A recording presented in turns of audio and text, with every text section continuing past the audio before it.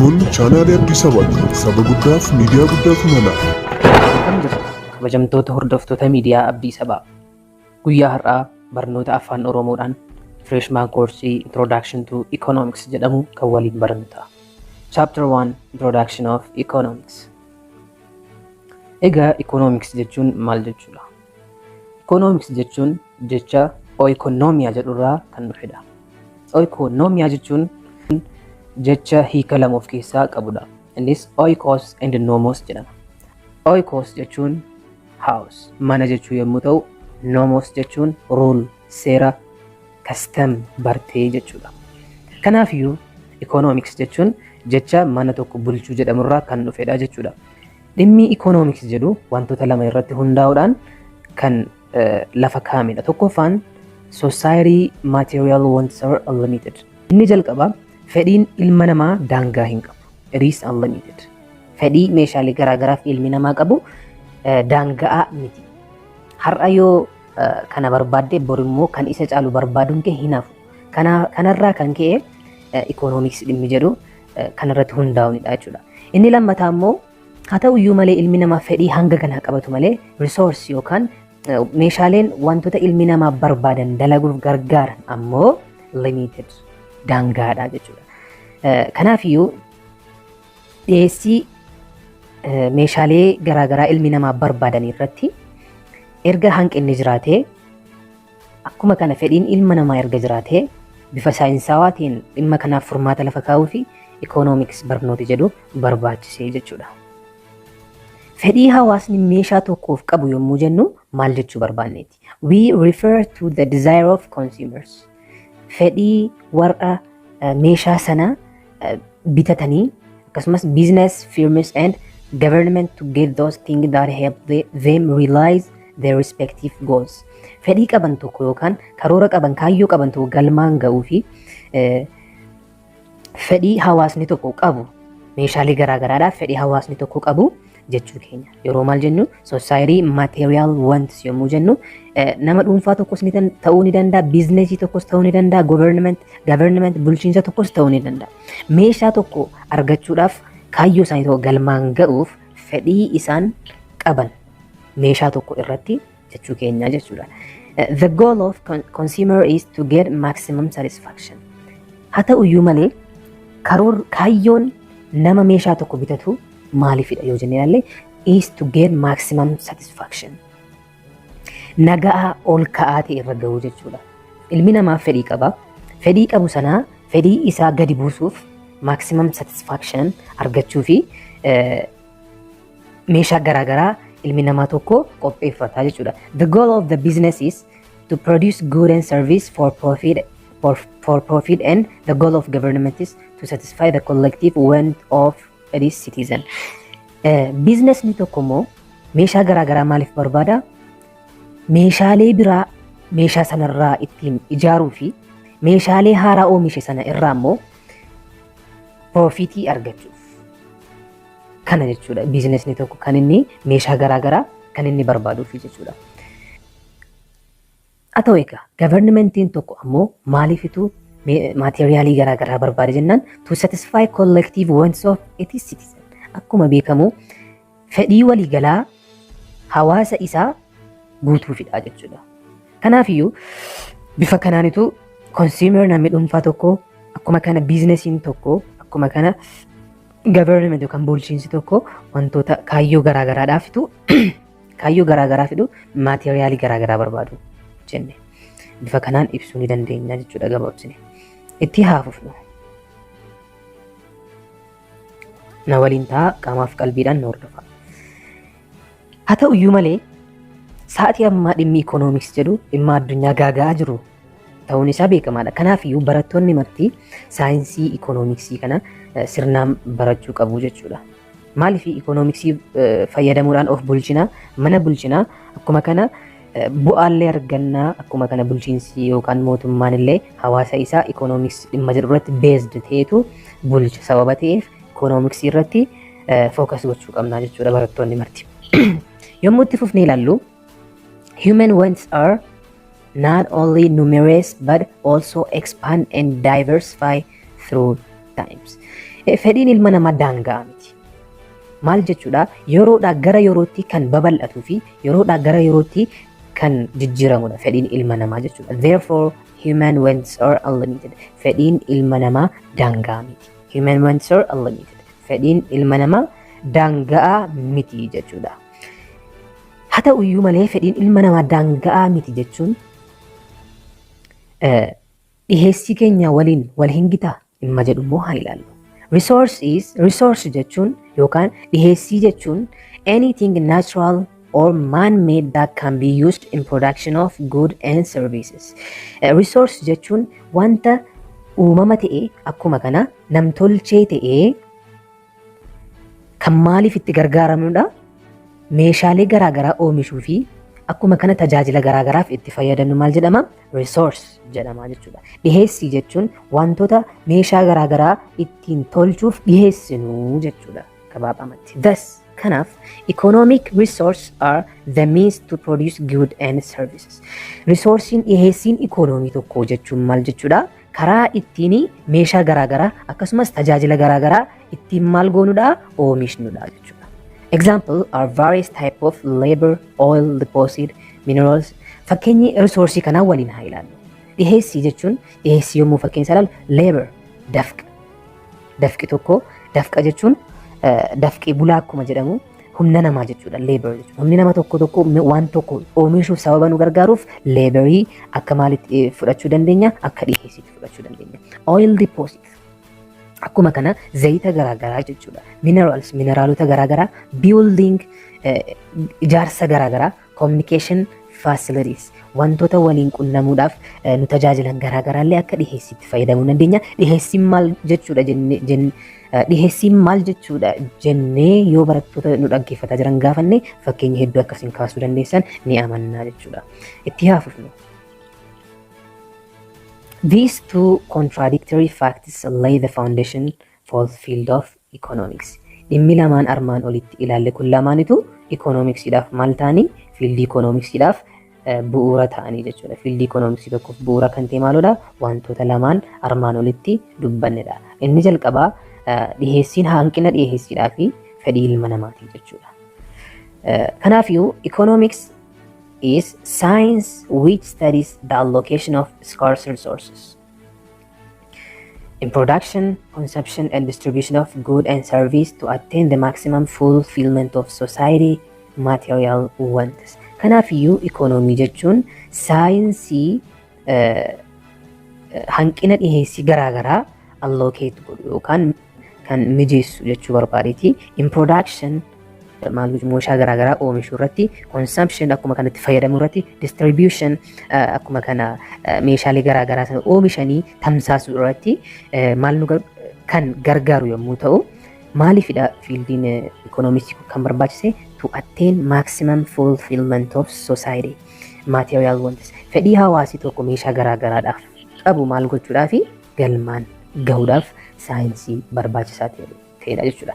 Economics is concerned with doing the best with what we have.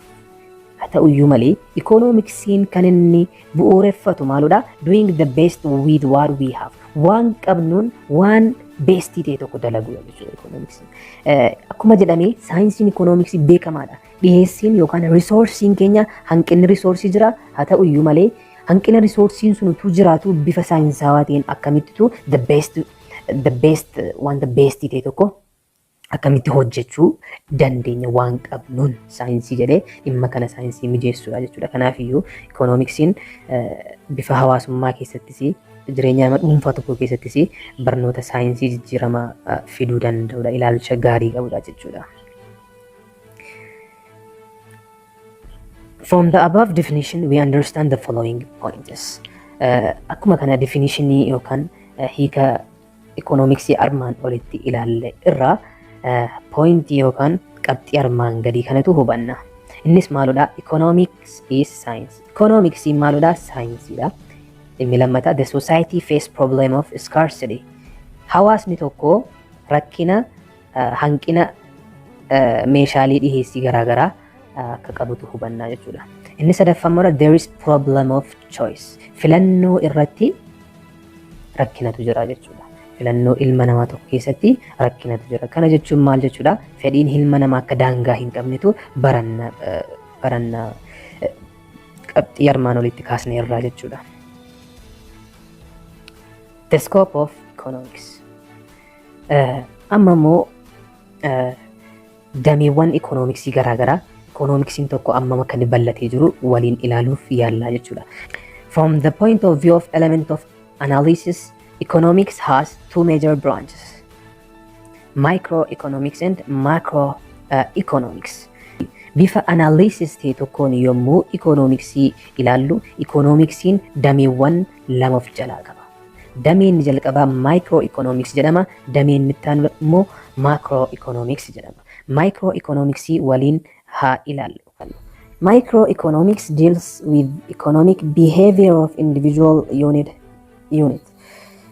Microeconomicsiin kan inni qoratu individual economic unit warra ta'an, miseensota damee qeenxee economy warra ta'an kan akka consumer warra bitatanii, producer warra oomishanii, akkuma kana business firms businessii garaagaraadhaa fi warroota kana fakkaatan gara biroo kan qoratudha jechuudha microeconomics. As jechuun maal jechuudha? Saxinnicha sababa ta'ee fi akka waliigalaatti kan ilaalu miti jechuudha.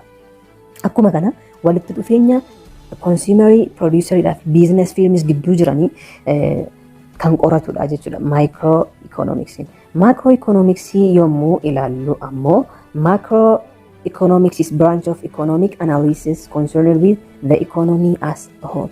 Economy akka waliigalaatti kan ilaaludha jechuudha. Fakkeenyaaf akka biyyattiitti akka waliigala addunyaatti economiin bifa kamirra jira jedhee bal'isee kan ilaalu macroeconomics jedhama jechuudha. Macroeconomics deals with aggregate unit of national economy. Bifa national economy bifa national ta'een bifa biyyaatiin akkuma armaan olitti jenne kan ilaalu yommuu ta'u, wantoota akka GDP, General Price Level, Inflation and National Employment termoota akka kana GDP warra jedhaman gara fuulduraatti kan ilaallu isaan kan qoratu eenyudha? Macroeconomicsii ta'a jechuudha. Microeconomicsiin ammoo maal qorata? Individual unity qorata jechuudha. Microeconomicsiin maal qorata? Individual unity kan qoratu microeconomicsiidha. Macroeconomicsiin ammoo as a whole, as general in national level, as a whole, as general in national level kan qoratu eenyudha? Macro isa guddicha macroeconomics jedhamee waamamaa jechuudha. Like macroeconomics, microeconomics also uses aggregates. Akkuma macroeconomics, microeconomicsiin aggregatii ni fayyadama. Aggregate jechuun maal jechuudha? Cuunfaa, guduunfaa, walitti qabamiinsa jechuudha. Waan tokko walitti qabee analysis isaa yookaan daataa isaa ni baasa maaloon microeconomicsiin akka macroeconomicsi. But garuu in microeconomics we aggregate over homogeneous products. Microeconomics keessatti wantoota wal fakkaatoo ta'an irrattitu baafna. But in macroeconomics the aggregation is at economy level. Sadarkaa economiitti garuu kan baaftu kamidha? Macroeconomics jechuudha. Gara fuulduraatti ifa siniif ta'a sababa deemuuf dhimmoota kana ittiin qabaminaa garuu konseptii isaa yaada isaa qabadhaatii bira darbaa jechuudha. Suuraa kana mee haa ilaallu. Basic classification of economics. Akkuma armaan olitti jechaa turre macroeconomics fi microeconomicsiitu jira. Asirratti suuraa kana ilaalaa jirtu yoo taatanii focus at the firm level. Namichi kun wanta tokko duwwaa irratti focus godhee jira. Asirratti garuu bifa addunyaawaa ta'een focus more at the policy and regulatory level jechuu barbaadeeti jechuudha gabaabaman. The big picture jechuun suuraa isa guddicha jechuudha. Study of the operation of economy as a whole, it looks at aggregate data. Akka waliigalaatti, akka biyyaatti, akka addunyaatti jechuu barbaadeeti. Microeconomics small scale study scale xinnaa ta'e qorachuu jechuudha. Focus on individual entities of the economy such as households and firms. Businessii dhaabbataa ta'e murtaawaa ta'e businessii tokkicha qofa irratti focus gochuu xiyyeeffachuu ni danda'a. Akkasumas meeshaalee garaagaraa mana keessatti fayyadan bifa xinnaa ta'een kan qoratudha jechuudha. Garaagarummaan macro akkas bifa kana adda baasuu qabna jechuudha. Haa ta'uyyuu malee gosti bifti lamaanuun iyyuu faayidaa mataa isaanii qabu, faayidaa guddaa qabu jechuudha.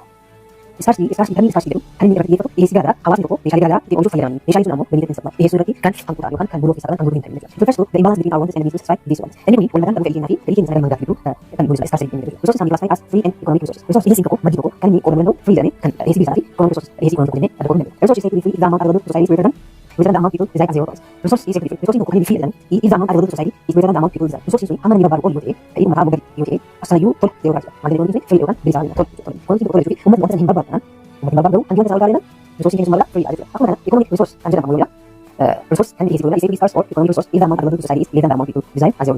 Dhiyeessii meeshaa sana yoo fedhii uummataa ol kaa'ate akkuma inni tola deemtu qarshii biraan argachuun keenya ammoo leellaan yoo ta'e maal jenna mee wanti suni resource jechuun iskaarsii jechuudha. Wanti resource jechuun wanta barbaade hin qaba azimii tokko qaba. Wanti dhiyeessii resource tokko qaba iskaarsii tokko qaba iskaarsii tokko qaba jechuudha. Wayyaa gadi gabaabaa maal jechuudha tolaan tokko tolaan akka dhaqeen argamu ta'e kan hin wanta hin fayyadu wanti free yookaan bilisa tola kennamu jechuudha. Yoo meeshaan tokko ammoo fedhii uummataa dabalee meeshaa sana fedhii uummataa yoo dabale garuu ammoo meeshaa sana argachuun meeshaan sun fedhii uummataa sana waliin jiraan carraa guddaa namni argatu maal jenna resource qaba. Kanaaf resource tokko resource jedhamu ammoo iskaarsii tokko qaba limited tokko qaba jechuudha. Seera economic economic resource can also be divided into four categories. Resource tokko ammoo bakka afur qooduu dandeenya. Resource kan jennu resource imagine bakka afur qooduu dandeenya. Humni namaa resource ta'uu danda'a. Lafti resource ta'uu danda'a. Capital gatiin yookaan immoo kaapitaalii tokko ta'uu danda'a resource ta'uu danda'a. Maaliif kaapitaala malee yookaan ammoo maallaqa waliin malee maaliif resource argachuu hin dandeenye. Bakka itti maallaqa waliin kaapitaalii malee resource ta'uu danda'a. Amma entrepreneurship namoota sammuu qabanii meeshaa sana wanta hin barbaachisne sana dhiyeessuu danda'an yookaan ammoo wanta hin barbaachisne oolchuu danda'an resource jedhamu. Dhiyeessi fakkeenyaaf meeshaa tokko ijaaruu barbaanne leebarii yoo qabaanne leebarii namootuma amma tokko tokkoon amma humna isaanii fayyadamu jechuudha. Warra kana qabaanne akkuma lafa qabaanne kaapitaala ittiin hojjetu qabaanne entrepreneurship nama sammuu addaa wanta hojjenne sana yoo oomishuu danda'u hidhamuu taanaan maal jedhama wanti sun jaalatu gahuu hin danda'u. Kanaaf namni waliin entrepreneurship jedhamne deemuu resource tokko leebarii wanti kaapitaalii entrepreneurship yoo ofii sararate dhimmoota kun akka maaliif akka resource fudhachuu hin danda'u. Kanaaf leebarii wanti kaapitaalii entrepreneurship resource yoo ta'uu hin danda'u. Walii gaazira lafa fakkaata hanga gatiin immoo waan gocha isaanii ta'uuf hordofii keessatti isaanii korsii taasisuu itti fudhachuu. Labor jechuun maal jechuudha? Refers to physical as well as mental effort of human beings in production, distribution of goods. Physical ta'uu danda'a, qaama ta'uu danda'a, sammuu ta'uu danda'a, sammuu danda'e ta'uu danda'a. Taphaatiin namni tokko meeshaa tokko gochuuf godhu akkuma meeshaa oomisha tokko distribution kan taasisu maal jedhama? Labor jedhama. This includes body skill and unskilled labor. Bakka tokko dandeenya skilled labor warroottan muka qabaachuu dandeenya akkuma unskilled warroottan muka qabaachuu dandeenya. The word for labor is called wage jedhama. Labor tokko immoo dalagaa tokko dalagu waardii nama jedhama wage jennee waamuu dandeenya jechuudha. Wage jechuun maal jechuudha? Afaan kaffaltii nama tokko kaffalan jechuudha yookaan damooza jedhanii wage jedhama tokko sammuu fayyadaman yookaan humna fayyadaman gaafa hojii dalagu akka wage jedhama jechuudha. Land jechuun immoo natural resource or all free of nature. Wanta uumamaan argamtu natural resource yookaan uumamni nuuf laatu kan land jennee waamna. Land to resource dalagaa transformed alter or improved by human beings. Wanta inni nama tokko keessa gadi tokko maal jedhamu land jedhamuu hin danda'u jechuudha. Kanaaf land tokko yookaan natural wanti fayyadamu resource fayyadamu tokko wanta inni yookaan kaffaltii isaaf kaffalu jedhama rent jedhanii waamna. Rent jechuun ammoo kiraayii jechuudha. Capital which refers to all manufactured inputs that we use to produce other goods. Wantoota kanaan dura oomishaman manufactured ta'anii ofiisaanis diinagdee wanta oomishuuf kan gargaaran maal jedhamu capital jedhama. It refers to physical capital only. Does not take into account financial capital. Kan inni physical capital physically wanta isa involved ta'ee dalagee financial yookaan capital biraan keessatti hin wantoota kanaan kan dura oomishanii ammoo waan oomishuuf gargaaranii capital jedhama. The word capital is interest jedhama. Kaffaltiin capital maal jedhama? Interest jechuun fedhii jechuudha. Entrepreneurship jechuun immoo refers to special type of human talent. Dandeettii addaa ilmi namaa tokko jechuudha. Dandeettii addaa kan inni warra organize gochuuf manufacture production production business service further wanta tokko gochuu dandeenyu tokko maal jedhamu jechuudha. Dandeettii addaa ilmi namaa tokko entrepreneurship. Take risk of making loss. Entrepreneurship namoota kan irraa maal dandeettii risk of making loss. Kafuun suuraanii wanta tokko yoo dalagaa qabanii riskii fudhachuudhaan warra wanta gaarii dalaguuf wanta kan dura ilmi namaa dalagaa hin beekne laga dalagaa qaban entrepreneurship jechuudha. Kan osoo entrepreneurship bal'inaan kan baatan jechuudha. The reward for entrepreneur is entrepreneurship of capital gain qabuuf profit jedhama. Profit jechuun bu'aa jechuudha. Dhimma good and service jedhuuf good jechuun meeshaa jechuudha. Service jechuun immoo tajaajila jechuudha. Loojikii nuti scarce resource and free resource jennee fayyadamne tokko meeshaadhaaf akkuma kana tajaajilaaf illee ooluu ni danda'a. A good is said to be scarce or economic good if the amount available to society is less than the amount people desire. Dhiheessiin meeshaa sanaa fedhii uummataan gadi yoo ta'e, dhiheessiin meeshaa sanaa fedhii uummataan gadi yoo ta'e, meeshaan sun maal jedhama? Scarce or economic good jedhama jechuudha. Meeshaan tokko ammoo freedha kan inni jedhamu yoo fedhiin uummataa dhiheessii meeshaa sanaa gadi ta'edha jechuudha. Dhiheessiin gadi yoo ta'e maal ta'a? Meeshaan suni freedha jedhama jechuudha. Gabaabumatti namni tokko meeshaa tokko bitachuu barbaade meeshaa sanaaf fedhii guddaa qabaatee yookaan dizaayirii guddaa qabaatee meeshaa sana yoo argachuudha baate kana jechuun maal jechuudha? Meeshaan sun dhiheessiin isaa gadi aanaadha yoo ta'e maal ta'a? Tolumallee fudhadhu yoo jedhamee zeeroo birriidhaan maallaqa zeeroodhaan kan madaalamudha. Scarce yookaan economic good jedhama jechuudha. Yoo ammoo meeshaan tokko birrii zeeroodhaan nama tokkoon fudhadhu jettee namni sun fedhii hin qabu ta'e garuu meeshaan suni heddumminaan argamate meeshaan sun maal jedhama? Freedha jedhama jechuudha. Economicsii tokko keessatti scarcityidhaa fi shortage termiin jedhu hiika garaagaraa qabu. Shortage jechuun hanqina jechuudha. Scarcity jechuunis akkuma kana hanqina jechuudha. Garuu hanqina akkamiiti isa jedhu irrattitu hiika jecha hiika garaagarummaa qabu jechuudha. Shortage yoo kan fudhannu ta'e shortage jechuun specific problem rakkina murtaa'aa ta'e tokko qofaa irratti fakkeenyaaf meeshaa tokko yookaan dhiheessiin tokkotu shortage jechuun kophaa isaa shortage ta'e kophaa isaa hanqate jechuudha. Scarcity garuu universal problem akka addunyaattiidha. Fakkeenyaaf mineraalii tokko hanqina mineraala tokkotu jira jechuun akka addunyaatti yoo hanqinni isaa jiraatetu scarcity jedhama. Yoo garuu lafa murtaa'aa tokko yookaan fakkeenyaaf Itoophiyaa qofa keessa mineraalii murtaa'aan tokko hin jiru jennee yoo fudhanne addunyaa guutuu biraa keessa jira taanaan wanti sun scarce jedhamuu hin danda'u jechuudha. Kanaaf specific problem rakkina murtaa'aa tokko qofa irratti kan hundaa'u shortage yommuu ta'u scarcity garuu universalidha jechuudha. Akkuma kana shortage jechuun short term phenomenaadha. Akkas jechuun maal jechuudha? Har'a guyyaa har'aa yookaan ji'a keessa jirru kana keessa yookaan waggaa keessa jirru kana keessatu hanqatee jechuudha. Garuu ammoo scarcity maaludha? Hanga xumuraatti everlasting phenomena. Amma hanga xumuraatti yoomiyyuu wanta deebi'ee fooyya'uu hin dandeenye maal jedhama? Scarcity jedhama jechuudha. Kanaaf shortageedhaaf scarcity termii kana bareechaa adda baasa. Lachanuun isa hanqina yommuu ta'u scarcity'n akka waliigalaattiidha. Akkuma kana fooyya'uullee hin danda'u. Shortage'n ammoo wanta murtaawaa ta'ee fi yeroon booda fakkeenyaaf bara kana ji'a kana keessa hanqina wanta sanaa jira taanaan ji'a dhufu ji'a ittaanu keessa deebi'ee argachuu ni dandeenya taanaan wanti sun maaludha? Scarcity miti shortageedha malee jechuudha. Waliif galaa jiranitti fakkaata. Akkuma kana scarcity dhimmi jedhu implies choice. Choice yookaan immoo filannoo tokko wajjin kan implies walgitudha jechuudha. Choice in turn implies cost. Choice'n ammoo filannoon nama tokko immoo cost yookaan sacrification gatii wayii nama kaffalchiisa jechuudha. The cost is foregone opportunity. Kaffaltiin tokko ammoo wanta tokko argachuudhaa fi wanta nun baafnudha jechuudha. Kanaafiyyuu opportunity cost yookaan opportunity lost dhimma jedhanii asirratti hubannee darbuu qabna. Ikoonomiksii beezikii isa barachaa jirra sababa ta'eef bifa itti yaadnu tokko jijjiirrachuu qabna jechuudha. Fedhii qabna. Yoo fedhii qabaanne wanta sanaaf maaltu jira? Scarcitytu jira jechuudha. Hanqina wayitu jira. Yoo immoo fedhii qabnu sana guuttachuuf immoo maal gochuu qabna? Waa immoo kaffaluu qabna. Wanta kaffalle sana immoo maaliif ofirraa kaffallee opportunity yookaan ammoo bu'aa wayii argachuuf kennii fudhadhu jechuudha. Dhimmi ikoonomiksii kun. Kanaafiyyuu opportunity cost bu'aa tokko argachuuf wanta nun cost goonu yookaan kaffallu yookaan opportunity lost bu'aa tokko argachuuf wanta nun dhabnu jechuudha. Is termiin kun opportunity cost opportunity lost termiin jedhu kuni the value of next best alternative that must be given up in order to obtain one more unit of the first products. Maal jechaa jira? Bu'aa yookaan gatii isa itti aanu caalaa argachuuf jennee wanta nu maal goonudha? Lost goonudha jechuudha. Opportunity cost jechuun is the value of the next best alternative that must be given up.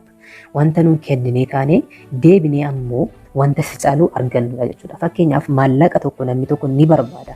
Qarshii 10 tokko namni tokko ni fedha. Osoo ma jaallatu qarshii 10 sanaan waa bitachuuf jecha dhaqee qarshii 10 jaallatu sana kennee wanta barbaade sana argataa jechuudha. Scarcity implies choice kan jedhu barbaanneetu wanta sana ofirraa hanqisne jechuudha. San booda maal goone wanta immoo kaffallee qabna malee tola miti dhimmisuu jechuudha. Kanaaf opportunity cost jechuun opportunity keenyaaf jecha wanta nun lost goone yookaan cost goonedha jechuudha. Kanaaf kutaa itti aanu irratti termii garaagaraa ikoonomiksii keessatti fayyadamnu kan waliin ilaallu ta'a. Miidiyaa Abdii Sabaa galateeffachaa akkuma jedhame saba guddaadhaaf miidiyaa guddaatu mala. Kutaa lammaffaa irratti deebinee kan wal arginu ta'a. Galatoomaa horaa bulaa deebinu.